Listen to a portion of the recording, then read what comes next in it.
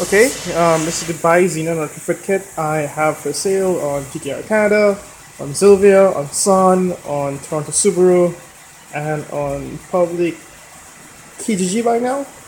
It is Thursday, November 7th, and here it is. I'll be taking it off tonight.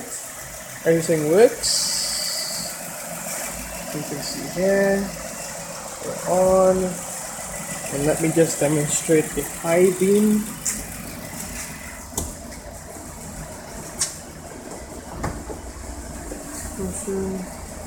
High beam, low beam, high beam, low beam. And you probably can't see this, but these are the controls, and well, that's it.